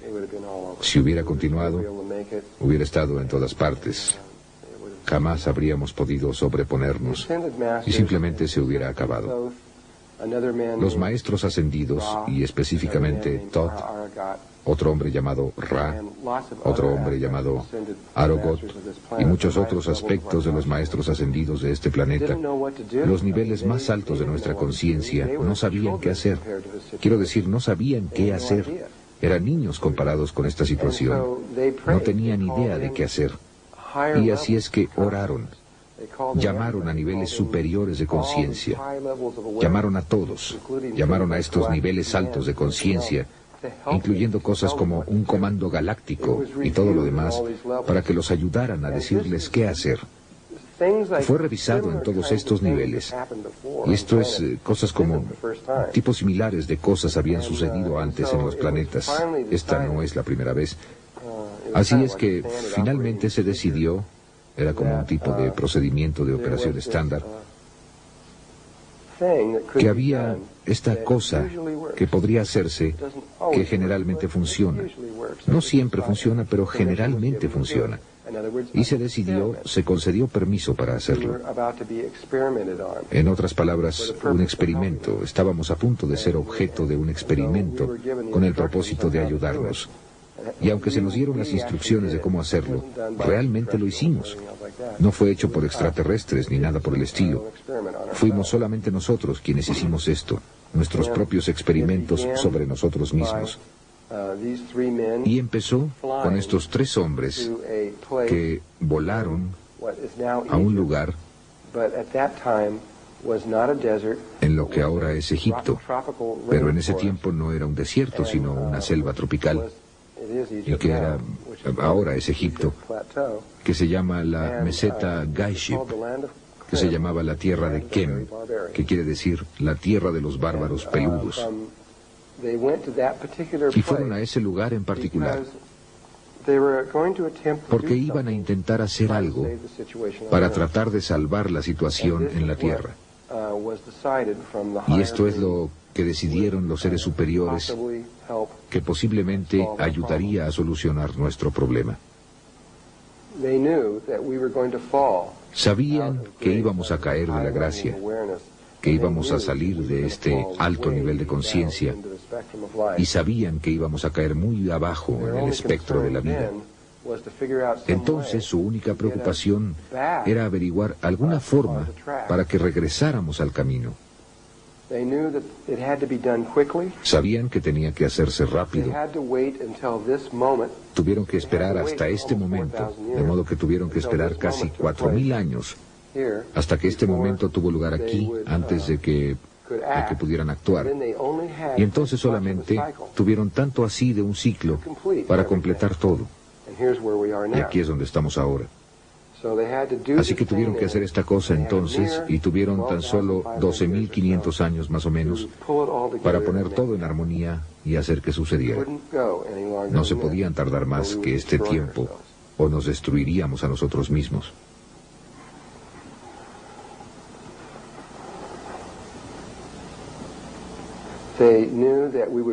Sabían que caeríamos a donde estamos ahora, y que para que continuáramos a partir del punto al que llegamos ahora en 1993, en los 90, pongámoslo así, Sabían que si íbamos a regresar al camino, tendríamos que estar como planeta en la conciencia crística en ese momento. Si no estuviéramos allí,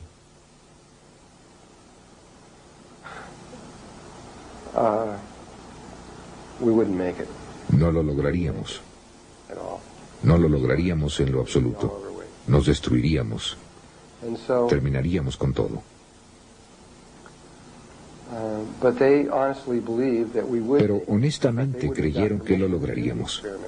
De hecho, no habrían obtenido permiso para hacer el experimento si no hubieran creído honestamente que lo lograríamos. No se puede mentirle al Comando Galáctico en lo absoluto. Así que realmente pensaban que sí iba a funcionar, aunque por poco. Así que el otro aspecto de esto es que estaban buscando una situación que aliviara toda la situación. No estaban preocupados por tratar de encontrar una situación en la que solo los marcianos se curarían, o solo los lemurianos sanarían, o parte de la Tierra sanaría. Buscaban una situación que sanara a toda la Tierra, a ambos lados. Los niveles superiores de conciencia no están de acuerdo con esta cosa de nosotros y ellos. Todo el mundo está... Solo hay una conciencia que se mueve a través de toda la vida.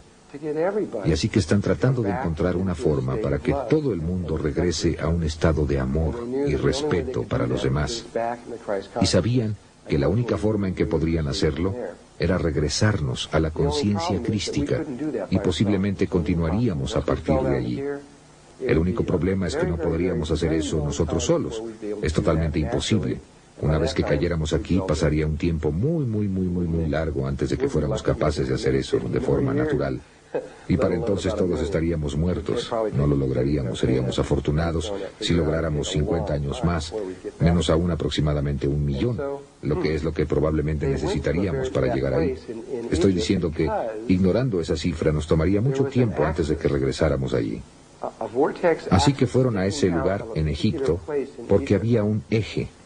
El eje de un vértice que sobresalía de un lugar en particular en Egipto, que era el eje que la red de la conciencia crística, o una de nuestras redes, era que realmente estaba allí en ese momento, pero sabían que se destruiría, pero el eje todavía estaba allí, y así que lo que iban a hacer era crear sintéticamente una red de conciencia crística alrededor de la Tierra. No una viviente. Llegaría a ser una red viviente, pero se haría sintéticamente.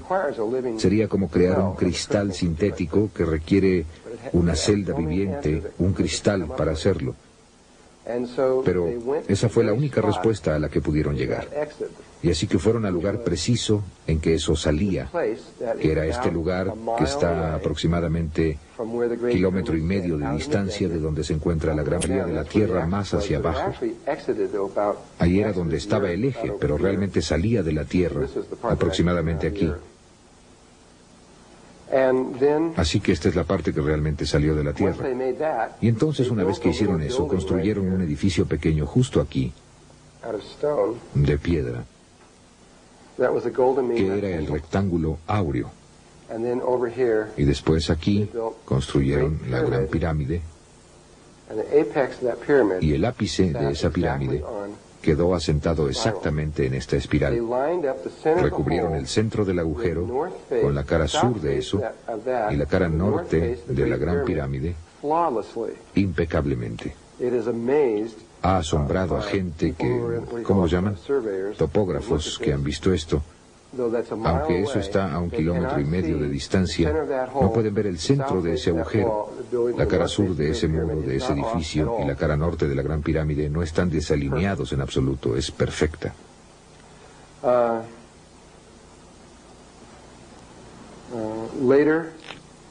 Posteriormente fueron construidas aquí las otras 2 pirámides, y también fueron construidas directamente en esa espiral. De hecho, así es como descubrieron el agujero. Fue a través de fotografía aérea. Observaron que estas tres pirámides fueron colocadas sobre una espiral logarítmica. Cuando rastrearon la espiral a su origen, fueron a ese lugar y allí estaba el agujero, y allí estaba el edificio. Eso fue hace solo unos 10 años. Sí, todavía está allí. Yo lo he visto con mis propios ojos. He pateado las piedras y lo he visto. Realmente está allí. Y considero que es el lugar y hay una armonía. Lo que sucedió es donde hicieron ese experimento fue aquí, en esta área. Aquí. Aquí y un poco más acá, en una de estas islas por aquí, a la que ahora le llamamos el Triángulo de las Bermudas. Y hay un edificio real aquí en la superficie en el fondo y abajo, que realmente no está tan profundo ahí, que tiene uno de estos adentro. Está girando muy rápido. Dos de esos campos contrarrotatorios que se están moviendo alrededor, creando este enorme Merkaba, un campo Merkaba sintético que se extiende sobre el océano, que es triangular debido a muy remotas. Ni siquiera podrían imaginarse qué tan lejos está. Y esa es una de las razones por las que esta raza de seres, llamada los grises y muchos otros seres que están aquí, de los que hablaremos en el momento apropiado, están aquí tratando de arreglar esto. Este es un problema enorme que se extiende más allá de la Tierra. Lo que hicimos en el pasado en la Atlántida iba contra toda ley galáctica. Era ilegal que nosotros lo hiciéramos y de todos modos lo hicimos. Y es un problema muy grande en todas partes. Se solucionará, pero no se solucionará sino hasta el año 2012. En ese momento se solucionará. Pero no hay mucho. Bueno, van a seguir intentándolo. Y yo sé que van a seguir intentándolo y tratando de lograrlo, pero finalmente tendrán éxito. Muy bien, necesito pasar. Regresaré a todo eso en el momento adecuado y hablaremos de todo eso para que sepamos de qué se trata todo el asunto. Vamos a ver.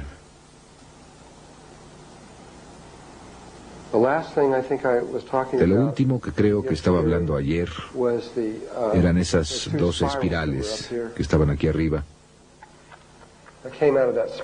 Salieron de ese lugar a donde llegó Tot y Ra y Arogot, y llegaron e hicieron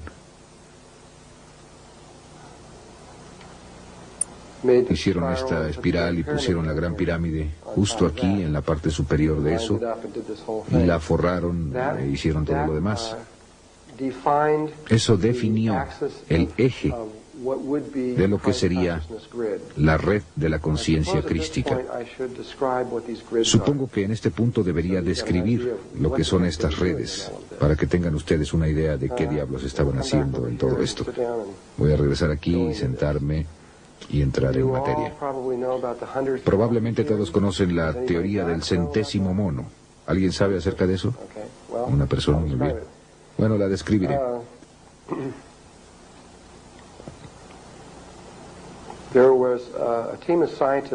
Había un equipo de científicos hace algunos años, probablemente hace 20 años o algo así, que estaban trabajando con un tipo en particular de monos que se encontraban en estas islas frente a Japón. Estas islas eran varias islas pequeñas. El mismo tipo de monos estaban por toda esta pequeña cadena de islas y los estaban observando científicamente y los estaban monitoreando. Y estos monos comían estos tubérculos que crecían en el suelo arenoso y cuando los sacaban había arena encima de todos ellos y se los comían y por supuesto la arena, ya podrán imaginarlo, sabía muy mal. Y un día esta mona los lavó, ya sea en el océano o en un arroyo, no estoy seguro de dónde, lavó los tubérculos y descubrió que sabían mucho mejor cuando estaban lavados. Así que fue y le dijo a otro mono que la lavó. Y después fueron y le dijeron a más monos. Y muy pronto había un gran grupo de estos monos que estaban empezando a lavar estas cosas y hacer esto. Yo no sé si sabían si eran exactamente 100 monos o no, pero era algo en ese orden, aproximadamente. Esa era la cantidad. Cuando repentinamente alcanzaron esta masa crítica, bingo, toda la isla empezó a hacerlo, sin que estas personas fueran y les dijeran nada. Si solo hubiera sido en esa isla, entonces probablemente habrían imaginado que había alguna forma de comunicación recíproca y buscaron una comunicación. Pero también lo que sucedió simultáneamente fue que las islas alrededor, en las que no había forma posible para que estos monos pudieran haberse comunicado en alguna forma que nosotros conozcamos, también inmediatamente empezaron a lavar sus tubérculos. Fue la primera vez que la ciencia haya observado algo como esto. Y postularon que debe haber habido algún tipo de estructura morfogénica o campo que se extendía por estas islas, por medio de la cual podían comunicarse. Hay un libro escrito sobre el tema llamado El centésimo mono, y mucha gente pensó en ello, y después, unos años más tarde, y esto es algo acerca de lo que mucha gente no sabe, un equipo de científicos de Australia, conectados a través de la Gran Bretaña, se preguntaron si los seres humanos también tenían una red similar a esta en torno a ellos. Y así que hicieron un experimento.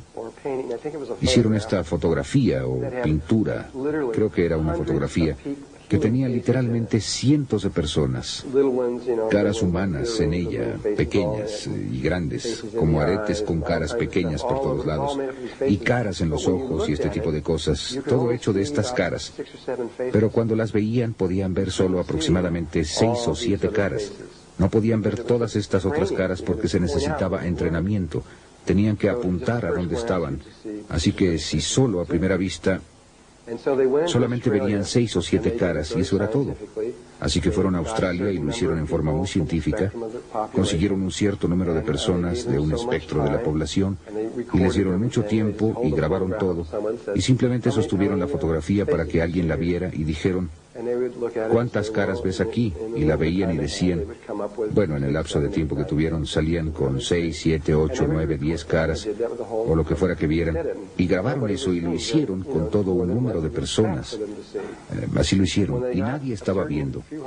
¿Me entienden? Nadie estaba viendo más de lo que se esperaría que ellos vieran.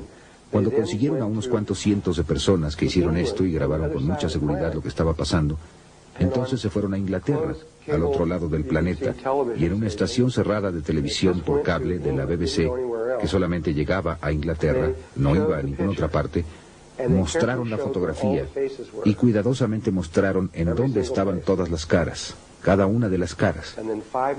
Y después, 5 minutos más tarde, repitieron el experimento en Inglaterra, quiero decir, en Australia. Y miren, la gente repentinamente pudo ver 70, 80 caras. Ah, sí, aquí. Pudieron ver todas esas caras allí. Y en ese momento, la humanidad supo con certeza que había algo acerca de nosotros que no sabíamos. Ahora bien, los aborígenes en Australia ya sabían esto desde hace mucho tiempo.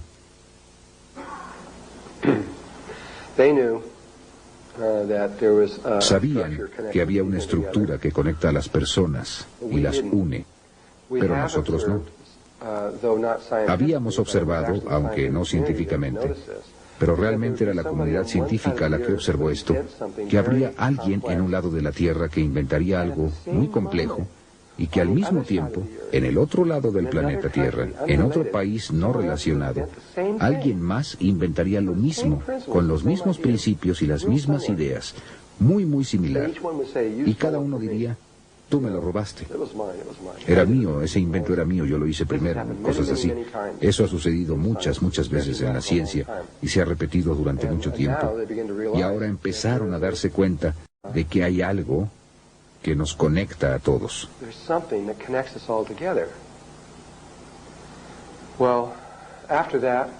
Bien, después de eso, empezaron a buscar esto y el gobierno norteamericano y Rusia descubrieron estos campos alrededor de la Tierra. Son de naturaleza electromagnética y están muy altos sobre la Tierra. Están aproximadamente en algún lugar a 80 o a 100 kilómetros sobre la Tierra. Y la principal que es, y recuerden ahora, aunque no he hablado mucho de esto, recuerden que hablé acerca de que hay 5 niveles de conciencia. Bien, ahora solo hay 3 con los que está involucrada la Tierra. Estos otros 2 están muy lejos de nosotros. Hay un primer nivel, el segundo nivel en el que estamos nosotros y el tercer nivel, que es la conciencia crística en la que vamos a entrar. Durante mucho tiempo hubo solo 2 redes alrededor de la Tierra, el primer y el segundo nivel, los aborígenes en Australia y nosotros, que somos los mutantes. Por eso es que nos llaman los mutantes, porque lo somos. Mutamos a donde estamos ahora, y esas 2 redes estaban allá arriba. Y nunca hicieron ninguna investigación en los aborígenes. Y nuestros países nunca estuvieron conscientes de esa red, sino que hicieron mucha investigación en nosotros. Y sí descubrieron exactamente cómo se ve nuestra red, y está basada en triángulos y cuadrados. Es una red muy masculina, y se extiende, otra vez, alrededor de todo el planeta. Y lo que descubrirán finalmente es que hay una red para cada especie en el mundo. Esto significa que originalmente hubo 30 millones de redes allá arriba. Ahora hay aproximadamente 15 millones de redes allá arriba y está disminuyendo muy rápidamente. Pero si solo hay 2 insectos en el planeta y están aquí en Iowa, hay una red que se extiende alrededor de todo el planeta. De otra forma no podrían existir. Es tan solo la naturaleza del juego. Y tiene sus propias geometrías y es muy específica solo para ellos mismos. No hay otra como esa, solo suya. Tal como sus cuerpos son únicos en ellos. Su punto de vista de interpretar la realidad también es exclusivo de ellos. Sin embargo, todas las redes pueden dividirse en 6 categorías.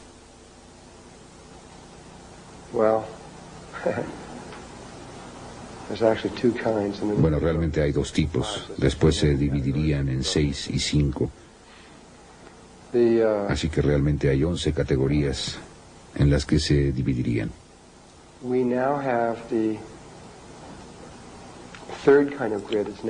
Ahora tenemos el tercer tipo de red que está allá arriba, a la que pueden llamar la conciencia crística, o simplemente pueden llamarla el siguiente paso, o como quieran llamarla. La red está allá arriba. Ha estado allí desde el 4 de febrero de 1989. Sin esa red, todo se habría terminado para nosotros. Pero ahí está. El gobierno se ha dado cuenta del segundo nivel de la red. Y cuando se dieron cuenta, creo que descubrieron esto por lo menos a principios de los 50, tal vez hasta en los 40 realmente. Creo que la red fue descubierta incluso antes de la cosa del 100º mono, para ser realmente precisos acerca de esto. Yo no pensaba así sino hasta hace muy poco tiempo, y hay evidencia que llegó a mí por la que sospecho que esto es cierto. Empezaron a colocar todas las bases militares por todo el mundo, la ubicación de ellas, dónde las pusieron en estas pequeñas islas como Guam y lugares pequeños y demás. ¿Por qué pusieron esos lugares en donde los pusieron? No fue por las razones que dijeron, especialmente cuando despliegan ustedes la red y despliegan las bases militares por todo el mundo, especialmente entre Rusia y los Estados Unidos, y caracoles. Siempre están en estos lugares en donde están las intersecciones, justo en los puntos nodales de la red, exactamente encima. O allí en esas pequeñas espirales que salen de estas cosas. Y no hubiera sido posible que hubiera una coincidencia de que simplemente hubiera sucedido poner cientos y cientos y cientos de bases militares justo en estos lugares específicos. Realmente estaban tratando de controlar esta red, porque si tenían control de esa red, tomarían control de lo que pensamos y de lo que sentimos.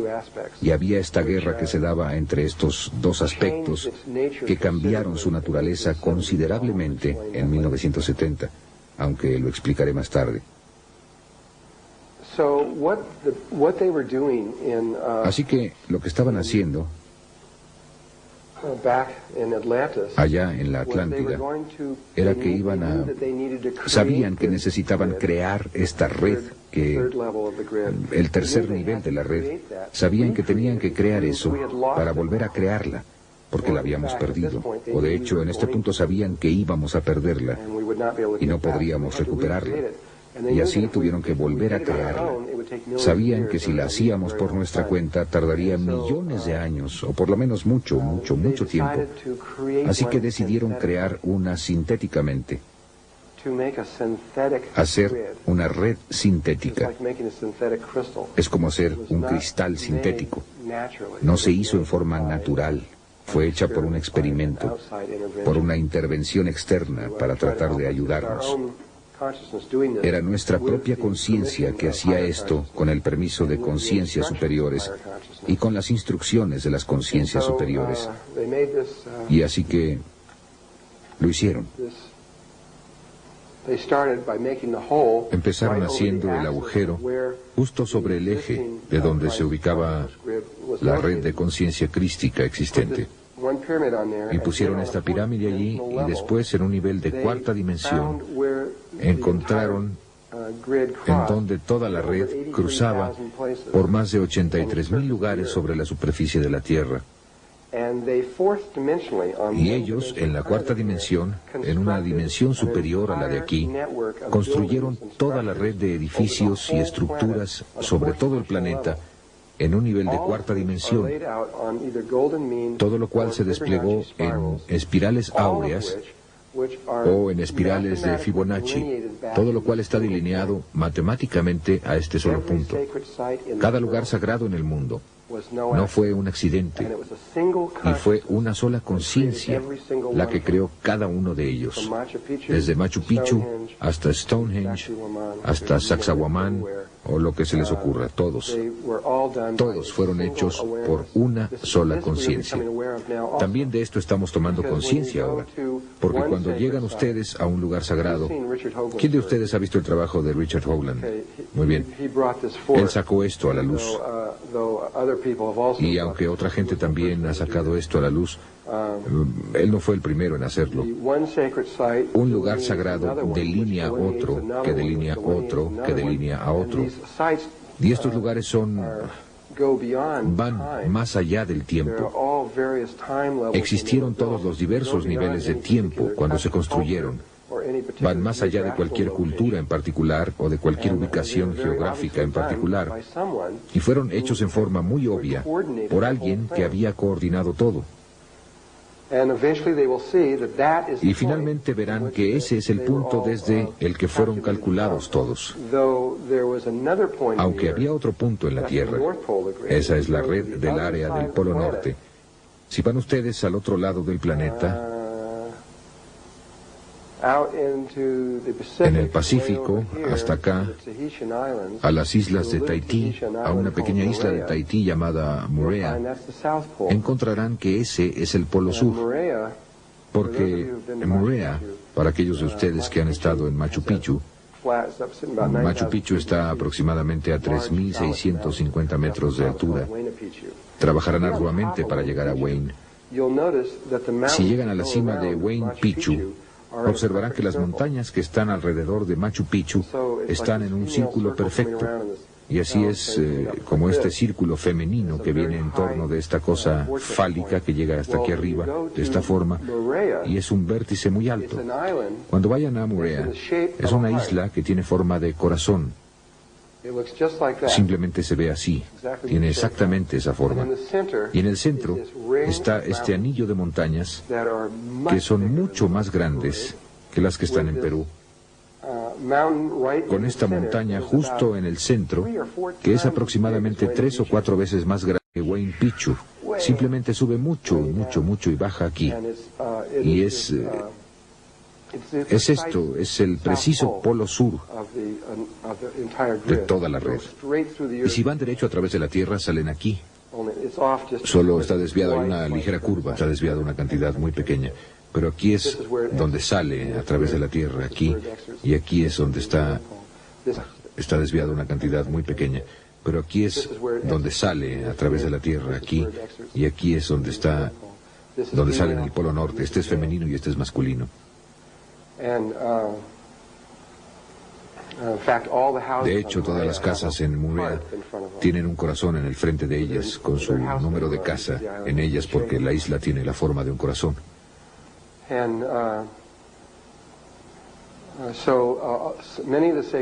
Y muchos de los lugares sagrados están conectados a este punto. Así que algunos de ellos están conectados aquí, algunos de ellos conectados acá, pero todos están interconectados a través de la red central.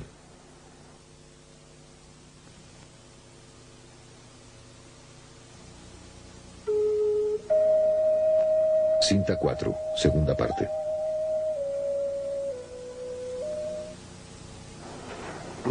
Ahora, llegando a esta estructura, solamente esta estructura fue construida en ese momento, aunque una vez más el resto de ellas fueron puestas.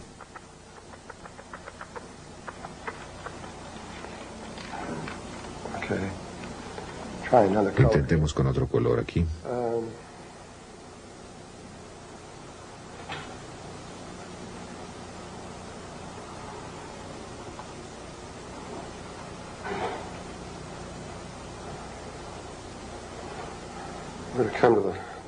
Esta es la Gran Pirámide.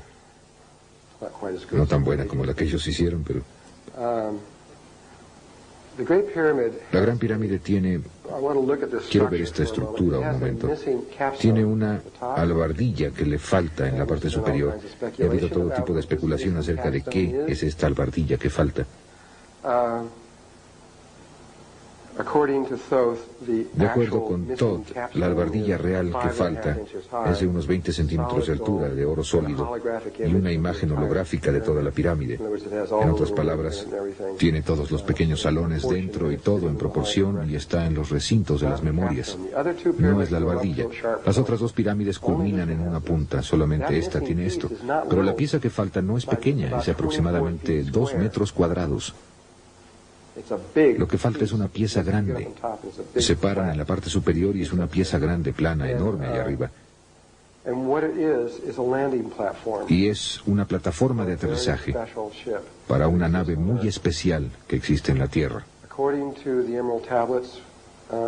De acuerdo con las tablillas Esmeralda y con Todd, hay otro objeto no muy lejos de aquí llamado la Esfinge.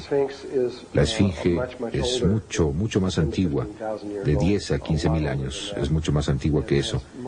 Y ha sido en su mayor parte, el factor que olvidaron considerar en sus ecuaciones es que la Esfinge generalmente ha estado bajo arena, ha estado bajo las arenas la mayor parte del tiempo. De hecho, cuando Napoleón fue a ver la Esfinge, ni siquiera sabía que estaba allí, porque todo lo que vio fue la cabeza. Estaba completamente sepultada. Y por lo general, está completamente sepultada. Así, cuando ese factor fue llevado allí, podrían ustedes ver que el desgaste sería... Tomaría mucho más tiempo desgastar algo que está completamente sepultado que cuando está expuesto. Y de acuerdo con Todd, esto se remonta a por lo menos 5,5 millones de años. Y creo finalmente que eso saldrá a la luz, porque hasta ahora no se ha equivocado en nada.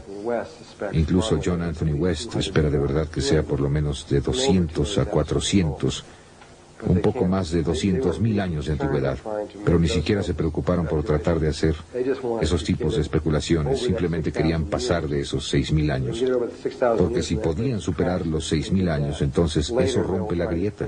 Así que hicieron eso. Más tarde trataré de regresar más y más cuando puedan presentar mayor evidencia.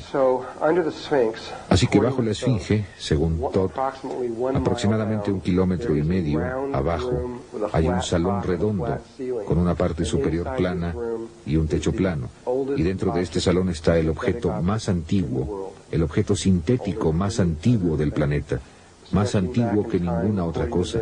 Regresando en el tiempo, de acuerdo con ellos, creen, aunque no pueden probarlo, hace 500 millones de años cuando empezó todo. Y el objeto es un enorme, aproximadamente de 2 cuadras de una ciudad, un enorme vehículo. Es extraordinario por el hecho de que solo tiene de 3 a 5 átomos de espesor y su forma es redonda, es como un disco. Es redondo y tiene un fondo plano y una parte superior plana. En su parte superior, si lo ven en esta forma, tiene un dibujo que se ve así.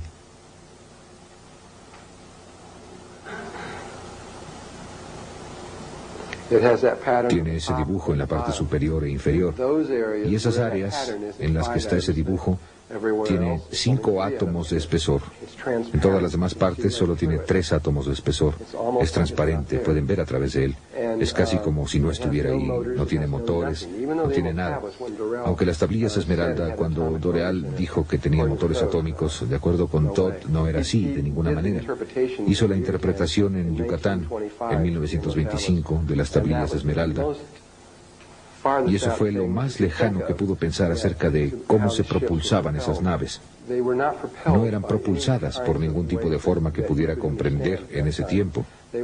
Eran propulsadas por pensamientos y sentimientos. Así que estaban diseñadas para conectarse con su propio Merkaba viviente y extenderlo en una forma particular, debido a que esta nave estaba conectada directamente con el espíritu de la Tierra. Y en las tablillas esmeralda se le llama una nave de guerra. Es extraño, me provocó un sentimiento extraño cuando lo leí por primera vez. Estoy pensando en mí mismo, dirigiéndome hacia formas espirituales, y aquí estoy obteniendo algo que dice que es una nave de guerra. ¿De qué se trata eso de la nave de guerra? Y justo en las tablillas esmeralda dice que cada vez que vamos en torno a la precesión de los equinoccios, que nuestros polos pasan por estos pequeños cambios, que atravesamos un espacio vacío durante unos 3.5 días. Y como planeta, nuestra conciencia es muy vulnerable. Y cada vez hay seres que vienen de otra parte para tratar de tomar el planeta. Así que esto ha estado sucediendo durante millones y millones y millones de años y todavía está sucediendo. Y cuando leí esto, ni siquiera sabía de los grises ni de nada de esas cosas. Fue hace mucho tiempo. Y pensé, ¿alguien viene de otra parte para tomar la Tierra? No, eso es absurdo. Y lo mismo está sucediendo ahora. Nunca se detiene. Simplemente continúa. Y en cada momento, siempre ha habido una persona muy pura, muy limpia, que averigua cómo llegar al siguiente nivel que se necesita en ese momento. Encuentra la nave, la eleva al aire, y la Tierra se conecta con esa persona, y el Sol también, realmente, y da a esa persona un gran poder. Y cualquier cosa que piensen o cualquier cosa que sientan, sucede. Y por eso es que es una nave de guerra, porque cualquier cosa que suceda, cualquier cosa que las razas estén tratando de tomar, simplemente los alejan con el pensamiento. Piensan en una situación que los obligue a irse y mantienen nuestra evolución en progreso sin ningún tipo de influencia exterior. Y eso ya ha sucedido aquí en la Tierra. Es la razón por la que los grises están, cuando hablemos acerca de ellos, los describiremos. Los problemas que están teniendo son por una sola mujer, una mujer pequeña de 23 años de edad del Perú, que ahora tiene aproximadamente 26 años de edad, que hizo el primer proceso de ascensión hacia la nueva red.